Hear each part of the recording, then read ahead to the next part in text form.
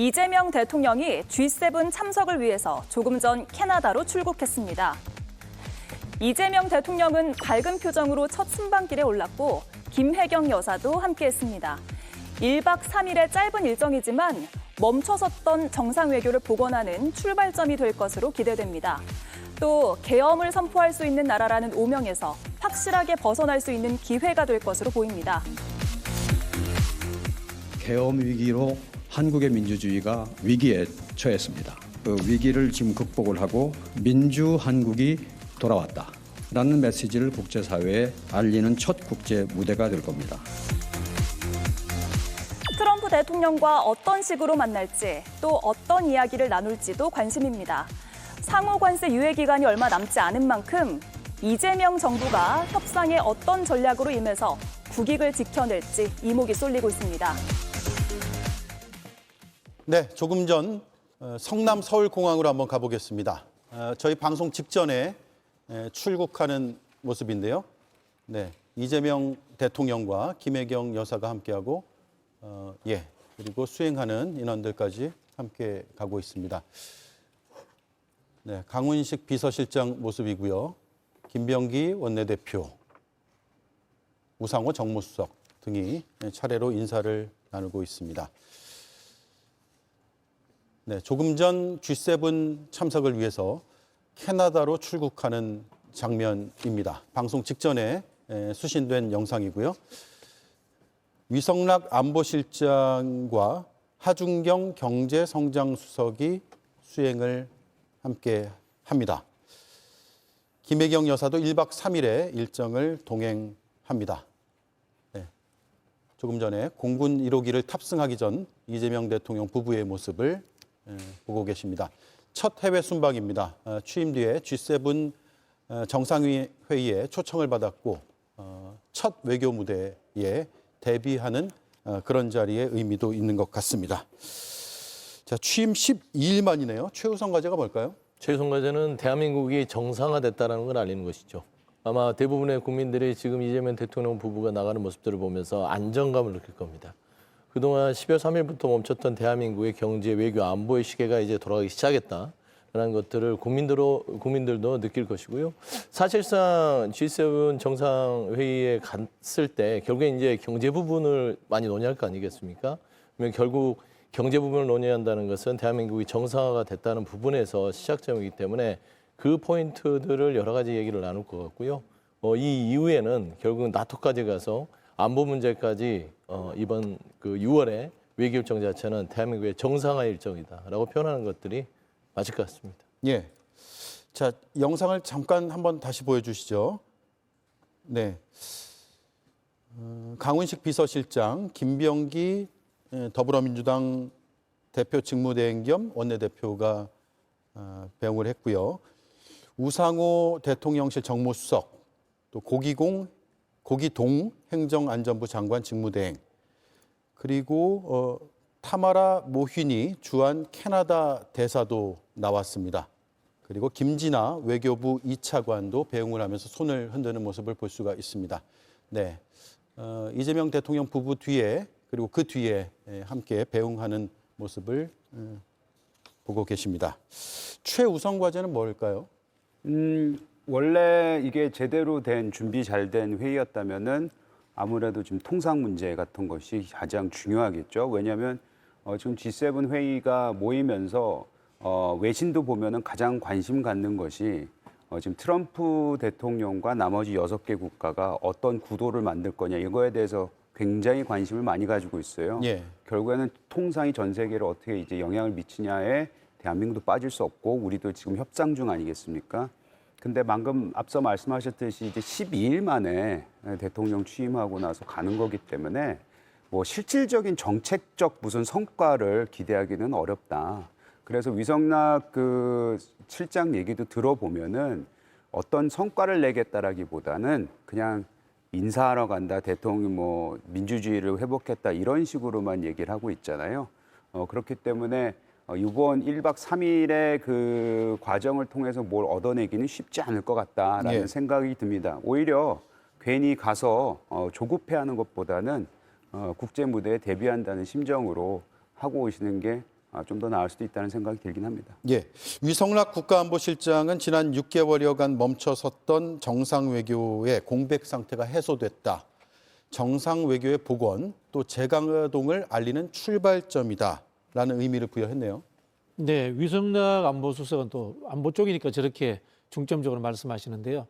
저는 이 이야기 꼭 드리고 싶어요. 이재명 대통령이 G7 가기 전에 재계 총수들을 만났습니다. 이 경제 책임자들을 만났다는 것은 이 통상 외교를 1박 3일 기간이지만 한번 집중적으로 한번 해볼래? 이런 의지의 표현이다. 이렇게 해석을 하셔야 되고요. 역대 대통령들이 보통 자기 정부의 경제적 방향이 정해져야지 재계 총수들을 만납니다. 예. 근데 이재명 대통령은 그런 거 없이 사전에 만났습니다. 즉, 먼저 이 사람들의 이야기를 듣고 이 사람들의 이야기를 어떻게 풀어줄 것인가의 문제에 대해서 먼저 방점을 찍겠다. 이게 전형적인 이재명 대통령의 실용주의적 스타일이에요. 그래서 저는 그런 부분에서 1박 3일의 짧은 기간이지만은 통상 관련해가지고 이 G7 또는 트럼프와 어떤 성과를 낼 수도 있다. 좀 이런 기대를 해보고요. 수행하는데도 하준경 또 경제성상 수석이 따라가지 않습니까? 예. 그런 부분에서 여러분들이 짧지만 기대하셔도 되지 않겠나 이런 생각이 듭니다. 네. 예. 무엇보다도 이제 대통령실에서는 그 출발점으로 좀 해석하시는 것 같습니다. 이제까지 계엄과 탄핵 그리고 선거와 새로운 대통령의 어떤 당선으로 인해서 6개월 동안 이제까지 외교는 없었는데 외교의 어떤 복원과 출발점이란 부분에 대해서 강조를 하는데요. 제가 볼 때는 무엇보다도 G7이라는 곳이 그 국가들이 가지는 공통점이 있습니다.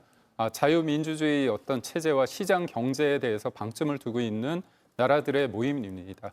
그런 만큼 그 나라가 특히 미국과 그다음에 유럽에서 바라보는 대한민국에 대해서 이제까지는 가치 외교였습니다. 윤석열 정부는 국익을 위한 가치 외교였는데 이재명 대통령이 말씀하신 거는 국익을 중요시하면서 어떤 실용 외교를 한다는 겁니다. 근데 이제까지 진보 정부에서 등거리 외교, 균형 외교, 그다음에 한반도 운전자론 여러 가지를 얘기했는데 그만큼의 성과가 과연 있었느냐. 그리고 그 당시에 등거리 외교를 주장했을 때는 미국과 중국이 굉장히 지금처럼 서먹한 관계, 그다음에 이른바 미국과 중국의 어떤 패권 국가로서의 어떤 경쟁 단계에 있지 않았습니다. 그때는 미국과 중국이 굉장히 좋은 관계였거든요.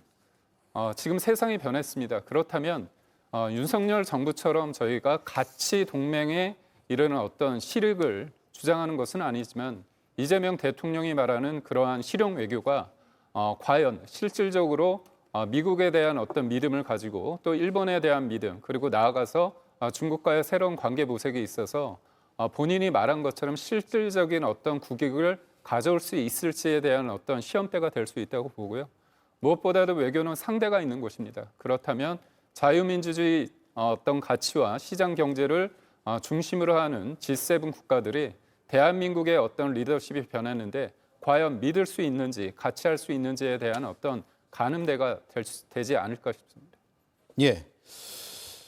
자, 우리 대통령이 외국 정상하고 회담을 한 것은 가장 최근이 2024년 지난해 12월 3일입니다.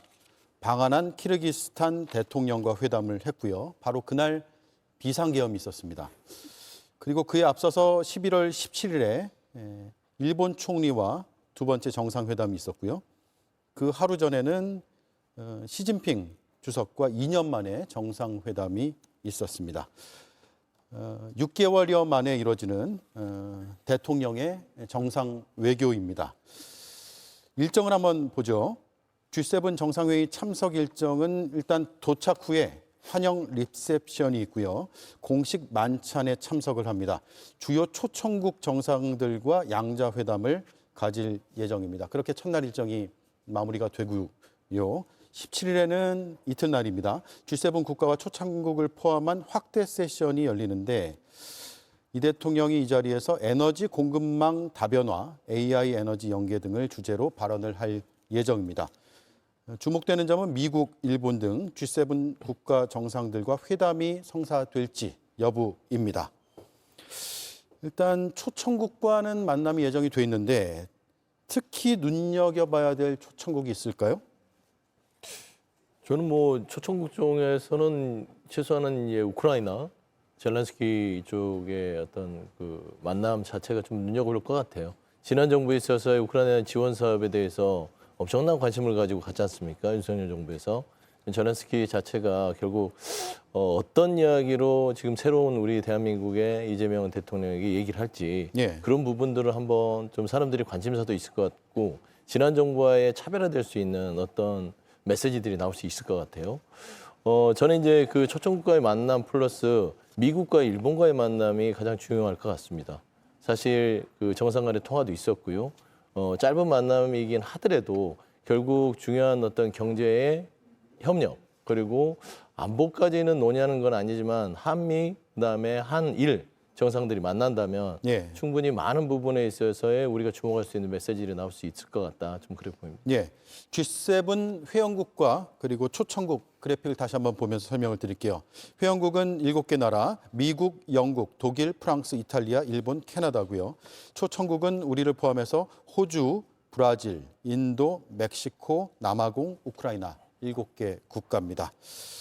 자, 1박 3일이라는 상당히 짧은 일정인데 어떤 일정이 제일 관심이 가는지 한 말씀씩 들어보죠. 이재용 의원님. 저도 뭐 미국과 일본과 양자회담 내지는 삼자회담이 성사가 되느냐, 예. 그게 아주 국민적 관심이 높으니까 그 부분에 대해서 우리가 좀 중점적으로 들여다볼 필요가 있을 것 같고요. 앞서 말씀드렸지만 여기서 뭐 특별한 정책적인 메시지가 확고하게 나올 것 같지는 않고 나와서도 섣불러서는 안 된다는 생각을 개인적으로는 하고 있습니다. 저는 이제 우리 서 대변인님하고 소장님하고 우크라이나에 대해서 관심을 가질 수밖에 없다는 한 데 있어서는 동의를 하고요. 왜냐하면 우크라이나에 대해서는 이재명 대통령이 대통령 되기 전에 좀 되긴 했지만 우크라이나와 그 러시아 전쟁에 대해서 좀 굉장히 비판적인 말씀을 하신 적이 있어요. 특히 우크라이나의 잘못이다라는 뉘앙스를 얘기하신 적이 있고, 그리고 우크라이나는 왜 중요하냐면은 이제 나토 회의에 참석을 할 거라고 이제 가닥을 잡았다는 뉴스가 지금 나오고 있지 않습니까? 예.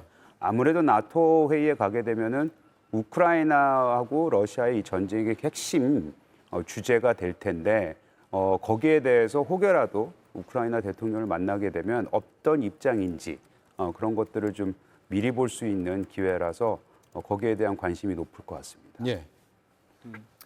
아무래도 이제 미국과의 어떤 양자 회담이 있을 때 어떤 식으로 관계 맺음을 하느냐가 되게 중요할 것 같습니다.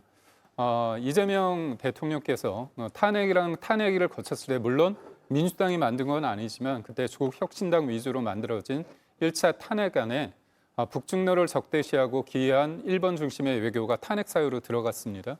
물론 이제 이재명 대통령께서 당선 이후에 트럼프 대통령과 통화해서 미국과의 어떤 동맹을 굉장히 강조했습니다. 그리고 두 번째 전화 통화를 한 사람이 중국의 시진핑 총리가 아니라 주석이 아니라 일본 총리였습니다. 결국은 대한민국에 있어서 실용적인 어떤 실용 외교를 한다고 손치더라도 굳건한 한미 동맹과 한미일 협력 관계 속에서 그다음에 중국은 뭔가 호혜적 관점에서 서로 윈윈할 수 있는 관리적 측면을 잘 할 수 있다는 게 중요하다는 것들을 세 차례의 어떤 정상을 통해 가지고 이재명 대통령께서 첫 단추를 잘 꿰었습니다. 그렇다면 이제 실질적으로 전화가 아니라 직접 대면 접촉을 했을 때 트럼프 대통령 같은 경우는 모든 일을 탑다운 방식으로 하지 않습니까? 상대에 대한 어떤 믿음이 있을 때 그 믿음 하에서 여러 가지 어떤 정책이 잘 풀리는 상황이 있습니다. 그렇다면 우리가 미국에 대해서 조선이나 원전이나 방산, 반도체 같은 우리가 잘할 수 있는 어떤 산업 전략에 대해서 구체적으로 얘기하면서 관세 부분과 그다음에 주한미군 방위비 분담금 여러 가지 그리고 주한미군의 어떤 역할론까지 여러 가지 다양한 얘기에 대해서 허심탄회하게 말할 수 있는 그런 신뢰 회복을 갖는 게 가장 중요하지 않을까 싶습니다. 예, 짧지만 기대되는 일정이라고 말씀하셨는데 네네. 트럼프 대통령과 만나면 뭐 양자회담이 될지 다자회담이 될지는 모르겠으나 뭐 양자회담을 추진하겠죠. 예, 저는 이제 일본과의 만남이라든가 나토 참석 문제는 이재명 대통령이 통합적 사고를 하고 있기 때문에 거기 가실 수 있다고 봅니다. 즉, 이 보수 언론에서 이재명 대통령이 일본 만나야 된다, 나토 가야 된다 이런 이야기를 계속적으로 이야기를 하는데요. 또 이제 우리 대변인께서도 자유민주주의적인 가치를 가지고 외교를 해야 된다 이런 이야기를 하시는데 이 자유민주주의라는 이야기는요. 이 소련이 멸망한 이후에 이 프란시스 후쿠야마가 역사의 종말이다 이런 이야기를 하잖아요. 그거는 공기나 물 마시는 것처럼 누구나 다 동의하는 거예요. 공기로 숨 쉬고 물 마시러 국제회의로 가는 게 아니에요. 그게 중요하지 않아요. 사실은 통상 부분이 가장 중요합니다. 그런 부분에서 가장 중요한 것은 미국이고 저는 사실 좀 더 보태자면은 인도 같은 나라도 한번 만나면 어떨까. 사실은 중국을 대체하는 큰 시장으로서의 역할이 있고요. 문재인 정부 때도 신남방 정책이라든가 사실 이게 중국 봉쇄하고도 경제적 봉쇄하고도 관련이 있습니다. 예. 그런 좀 전략적인 접근이 필요하지 않아 이런 생각도 해봅니다. 네. 예. 자, 그리고 국민의힘에서는 오늘 후보 시절에 이 대통령의 발언을 예로 들면서 외계인 침공 얘기 등 국제사회의 의아함을 불식시킬 계기가 되어야 한다라는 김건 국회 외통위 간사의 발언도 있었거든요. 네.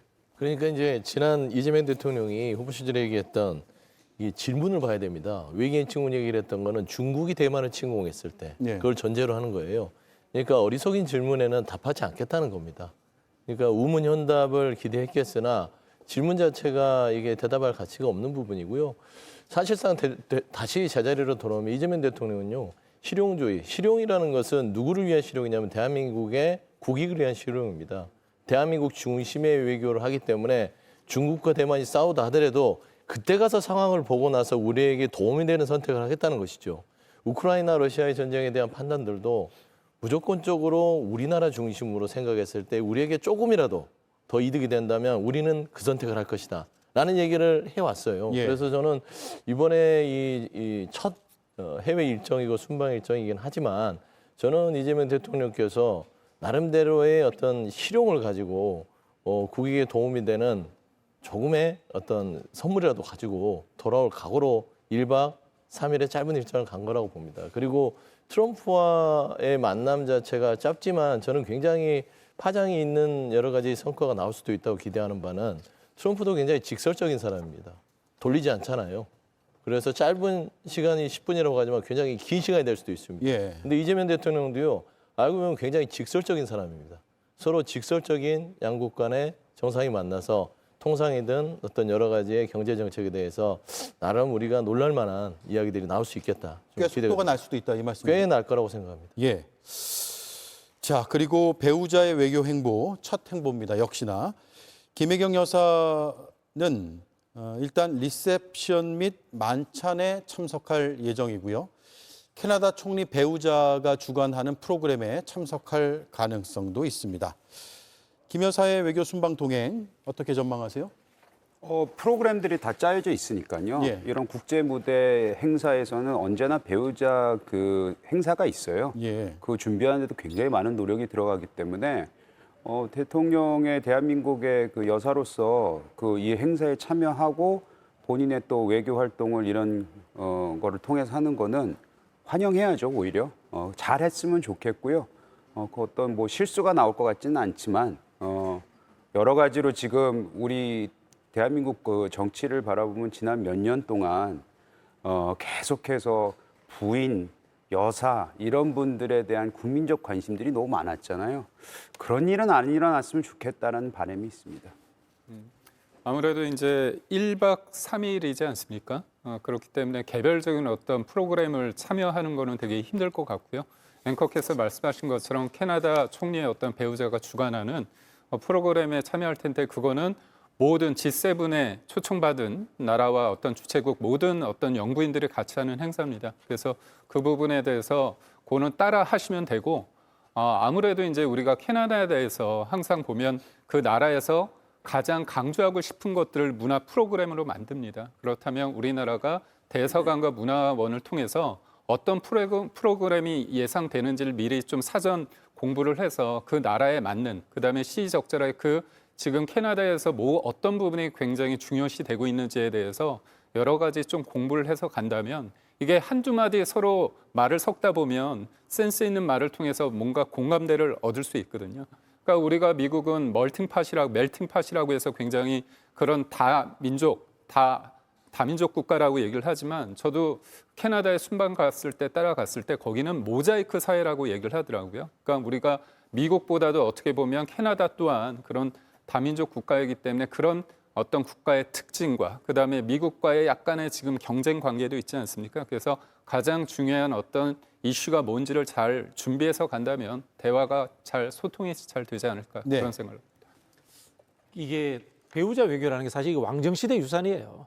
유럽에서 옛날에 우리 회의는 춤춘다 이런 거 들어보셨잖아요. 비엔나 회의를 한 1년 가까이 하는데 배우자들은 밤새도록 파티하고 춤추는 거야. 이게 근데 지금 왕정시대가 아니에요. 지금 선출된 대의민주주의 시대이기 때문에 배우자들이 하는 일은 저는 극히 제한적이다. 특히 이제 우리 한국 사회에서 자라보고 놀란 값은 소떡궁 보고 놀란다고. 예. 제가 봤을 때는 친교, 평화, 봉사 이 정도 차원에서 두루 사귀시면 되고요. 정치, 정책적 의미를 부여하는 것은 가능하면은 낮추는 것이 좋지 않겠나 이런 생각이 듭니다. 네. 예. 자, 그리고 속보가 하나 들어왔는데요. 예. 네. 김건희 여사가 서울 아산병원에 입원을 했다는 소식입니다. 서울 아산병원에 구체적으로는 개인 신상이기 때문에 파악이 정확히는 안 되지만 서울 아산병원에 입원했다는 속보가 들어왔습니다. 예, 지병이 악화됐다. 위독한 상황은 아니다라는 속보의 내용인데요. 좀 구체적인 내용이 좀 들어오면 의미를 분석해 보도록 하고요. 들어온 소식만 더 덧붙임 없이 전해드리도록 하겠습니다. 자, 여론조사 결과가 나왔거든요. 이재명 대통령의 국정 수행 지지율이 58.6%를 기록했다라는 여론조사 결과가 나왔습니다. 잘함이 58.6%, 잘 못함이 34.2%, 잘 모름 7.2%입니다.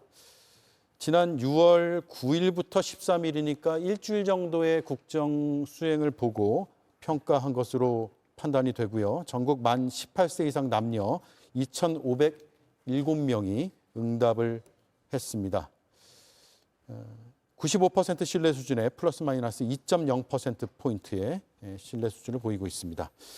첫 국정수행평가가 이 정도면은 꽤 높게 나온 걸로 봐야 될까요? 그렇죠. 꽤 높게 나왔다고 봐야 되는 이유가요. 대선 때의 득표율보다 훨씬 높게 나왔지 않습니까? 40%대에 거의 50에 근접하는 득표로 대통령이 당선되셨지만 일주일간의 국정수행을 본 많은 국민들의 58%.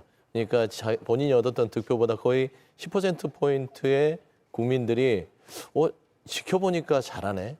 사실상 반대했던 국민들도 있을 거예요. 근데 그 반대했던 국민들조차도 일을 맡겨놨다지 일은 참 잘하는 것 같다라는 평가를 했다고 우리가 생각하는 게 옳을 것 같습니다. 사실 지난 한 12일 동안의 이 이재명 정부의 여러 가지의 그 국정 상황을 보면 오직 생각나는 건 일밖에 없을 거예요.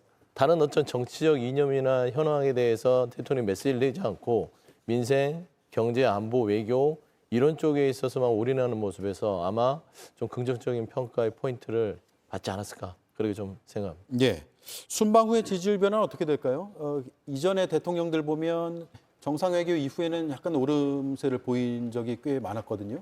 그거는 이제 준비된 정상회담에 정상 외교를 했을 때 이제 아무래도 정책적으로 얘기가 나오니까 예. 성과가 나오니까 아마 그런 것인데 이번에는 갑자기 가서 하는 거기 때문에 어떤 성과를 낼지는 좀 지켜봐야 될 것 같고요. 예. 방금 앵커께서 말씀하신 대로 보통 해외 순방을 갔다 오면은 국민들이 긍정적으로 평가를 하는 게 있습니다. 그건 진보든 뭐 보수든 상관없습니다. 예. 근데 저는 그 지금 나와 있는 58.6%는 높긴 높지만 그래도 민주당과 대통령실은 약간 아쉬워하지 않을까 그런 생각이 들어요. 왜냐하면은 역대 이제 그 민주당 진보 진영에서 대통령들이 처음에 당선이 되고 나서 받았던 지지율은 꽤 높았거든요.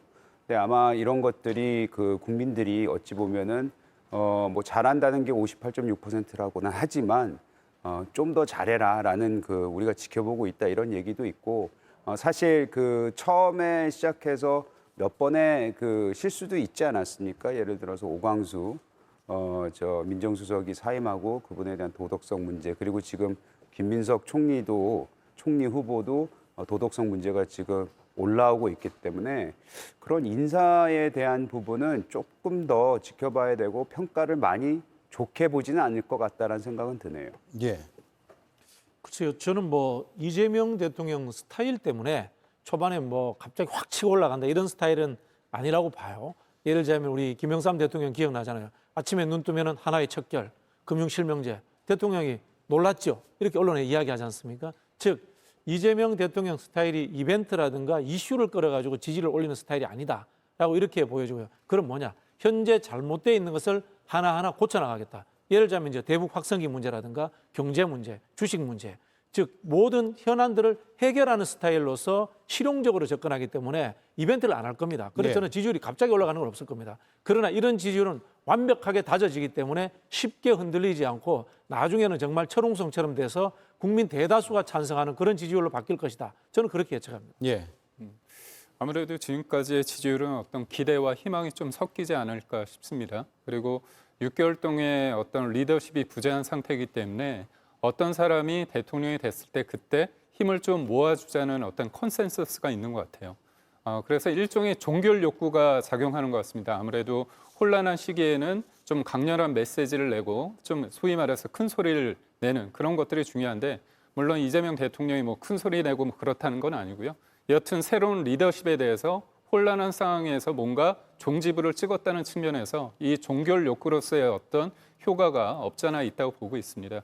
그리고 제가 드리고 싶은 말씀은 지금 이재명 대통령께서 보여주고 있던 정책에 대해서 보면 특히나 외교 정책에 있어서는 본인이 야당 대표일 때 그렇게 강하게 비판했던 한미 동맹과 일본과의 관계 회복, 그다음에 중국에 대한 어떤 리스크 관리 이런 측면이 봤을 때 윤석열 정부의 외교 정책과 크게 다르지 않습니다. 특히나 최근에 언론 인터뷰를 통해서 강제징용에 대한 제3자 변제 관련해서 야당 시절에 진짜 나라를 팔아먹는 거 아니냐 강하게 비판했던 이 정책에 대해서 본인은 유지하겠다고 이런 말씀을 하셨거든요.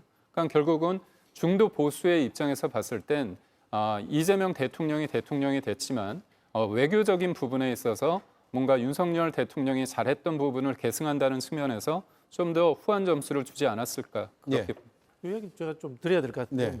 잘해서 개성한다기보다는 국가 간의 약속이기 때문에 인정을 하는 겁니다.